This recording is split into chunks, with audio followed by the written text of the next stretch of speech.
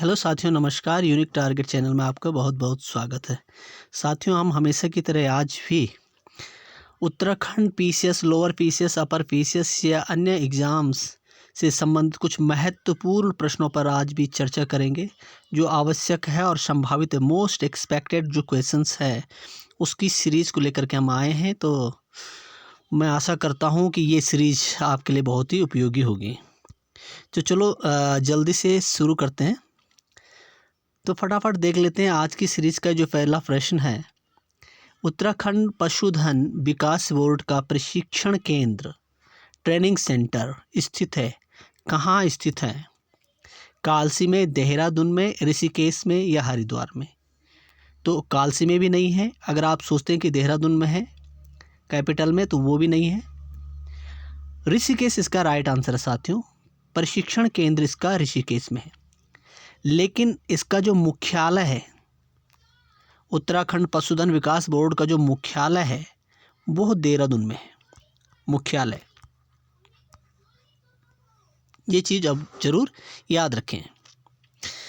अगली बात, हम आते हैं इसके काम पर। थोड़ा सा देख लेते हैं इसका काम क्या है। तो सामान्यतः इसका जो मुख्य काम है वो है, जैसे किसान हो गए, और जो पशु डॉक्टर हो गए, पशु डॉक्टर। इसके अलावा जो पेशेवर या प्रगतिशील पशु मालिक होते हैं, उन सभी को ये ट्रेनिंग देता है, उन सभी को ये ट्रेनिंग प्रदान करता है, उन सभी को ये ट्रेनिंग प्रदान करता है। तो ये इसका मुख्य काम है। तो मुझे विश्वास है अब ये आप अच्छी तरह से समझ गए होंगे इस प्रश्न के बारे में। उत्तराखंड पशुधन विकास बोर्ड का जो प्रशिक्षण केंद्र है, इसको मैं एक बार देख लेते हैं। प्रशिक्षण केंद्र है इसका ऋषिकेश में। अगर मुख्यालय पूछे तो देहरादून में। और इसका काम जो हमने संक्षिप्त रूप से जिसको डिस्कस किया। तो चलो आगे चलते हैं साथियों और अगला प्रश्न देखते हैं। इस सीरीज का अगला प्रश्न है टिहरी रियासत का भारतीय संघ में कब विलय हुआ? क्योंकि हम जानते हैं 15 अगस्त 1947 को हमारा देश आज़ाद हो गया था, लेकिन उसके बाद भी टिहरी रियासत का विलय नहीं हो पाया था। तो टिहरी रियासत का जो विलय है वो हम देखते हैं, इन सभी डेटों में हम देखेंगे। तो टिहरी रियासत का जो विलय है वो हुआ था, मैं आपको आंसर बता देता हूँ पहले, 1 अगस्त 1949 को, 1 अगस्त 1949 को इसका विलय हुआ था। और उस समय राजा कौन थे? मानवेंद्र शाह। राजा थे मानवेंद्र शाह। ये चीज़ हमें याद रखनी होगी। राजा मानवेंद्र शाह थे। और इसका विलय कहाँ हुआ है? इसका विलय यूपी में किया गया था। बाद में क्या हुआ कि यूपी में जब ये जिला बन गया और एक मतलब अलग थलग पड़ गया, बिखरा हुआ क्षेत्र, तो उसके बाद यूपी से 24 फरवरी 1960 को एक जिला बना दिया गया इससे अलग करके। और आप बताएंगे कि उसका नाम क्या था, उस जिले का नाम, या उस जिले का नाम मैं यहाँ लिख देता हूँ। उस जिले का नाम था उत्तरकाशी। बहुत ही इम्पोर्टेंट डेट है। उस जिले का नाम था उत्तरकाशी। उत्तरकाशी बनाया गया था 24 फरवरी 1960 को। तो ये चीज़ें हमने देखी इस क्वेश्चंस में, जो इससे इतर भी क्वेश्चन पूछे जा सकते हैं। टिहरी रियासत का भारतीय संघ में कब विलय हुआ? तो वो हुआ 1 अगस्त 1949 को।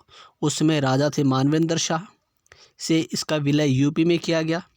बाद में क्या हुआ कि उससे जो है 24 फरवरी 1960 को एक जिला अलग बना दिया गया जिसका नाम था उत्तरकाशी। एक नया जिला बना दिया गया था। तो ये आप अच्छी तरह से समझ गए होंगे इस क्वेश्चंस को, इसके एस्पेक्ट को भी। तो चलो, अगर आप समझ चुके हैं तो हम अगले प्रश्न को देखते हैं। अगला प्रश्न भी उत्तरकाशी जिले से संबंधित। उत्तरकाशी का ऐतिहासिक नाम क्या है? गोबिसान, गंगाद्वार, ब्रह्मपुर या बाड़ाहाट? तो इसका राइट आंसर है बाड़ाहाट। ये देख लेते हैं पहले। उत्तरकाशी का ऐतिहासिक नाम है बाड़ाहाट। और उत्तरकाशी कब अस्तित्व में आया, मैं इसे पूर्व क्वेश्चन में बता चुका हूँ। लेकिन आपको याद हो जाएगा इसलिए इसे रिपीट कर रहा हूँ। 24 फरवरी 1960 को, 24 फरवरी 1960 को डेट आप याद रखें। और इसका ऐतिहासिक नाम क्या है? बाड़ाहाट। उत्तरकाशी के जो उपनाम हैं, उत्तरकाशी के जो उपनाम हैं इसे शिवनगरी भी कहते हैं। शिवनगरी, इसके अलावा इसे सौम्य नगरी भी कहा जाता है।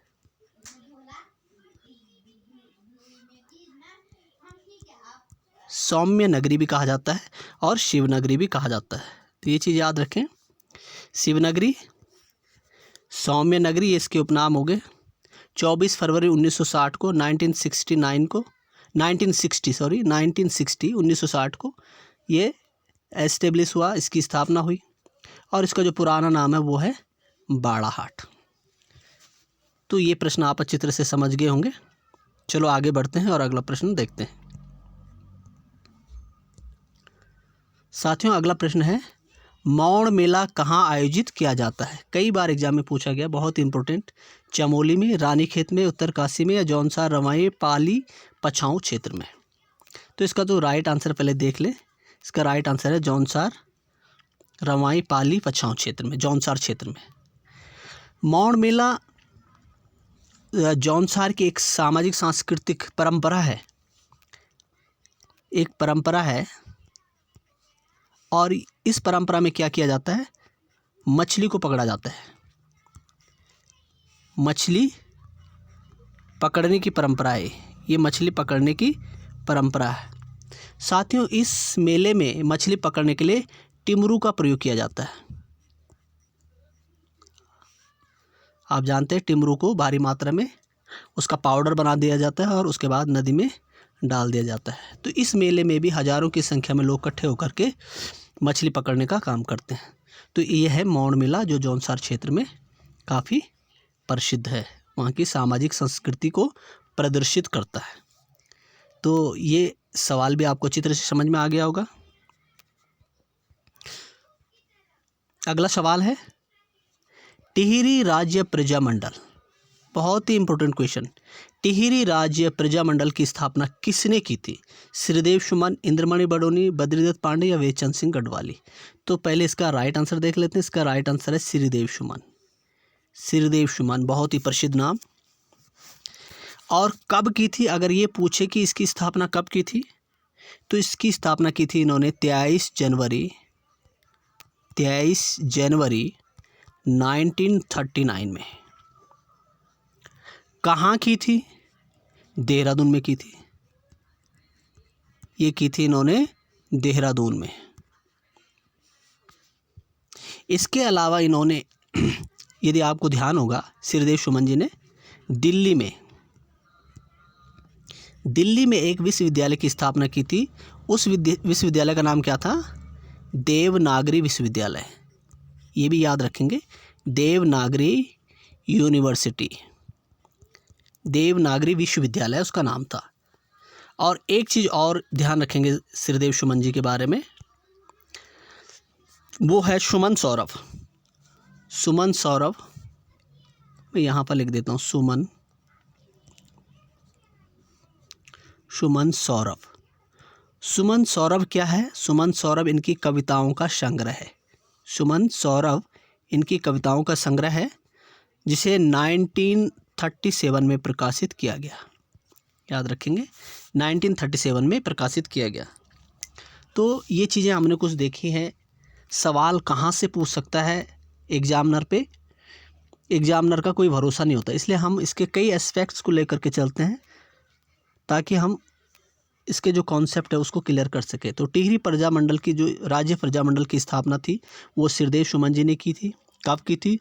23 जनवरी 1939 1939 को। कहाँ की थी? देहरादून में की थी। अच्छा, इसके अलावा दो चीज़ें हमने और देखी। दिल्ली में उन्होंने देवनागरी यूनिवर्सिटी की भी स्थापना की थी, और सुमन सौरभ नामक जो कविता संग्रह है इनका, वो 1937 में प्रकाशित किया गया था। तो ये श्रीदेव सुमन जी के बारे में बहुत कम है, लेकिन हमें जितना हमने यहाँ पर देखा वो हमें ज़रूर याद रख लेना चाहिए। तो चलो साथियों, अगला प्रश्न तो नहीं है, आज के लिए इतना ही बहुत है। तो आशा करता हूँ कि आपको ये अच्छी तरह से समझ में आया होगा। साथियों, अगर आपको ये वीडियो अच्छी लगी तो प्लीज़ इसे लाइक करना ना भूलें, और अगर आप चैनल पे नए हैं तो सब्सक्राइब भी चैनल को ज़रूर कर दें। अगली वीडियो में मिलते हैं, तब तक के लिए बहुत बहुत धन्यवाद। Thank you.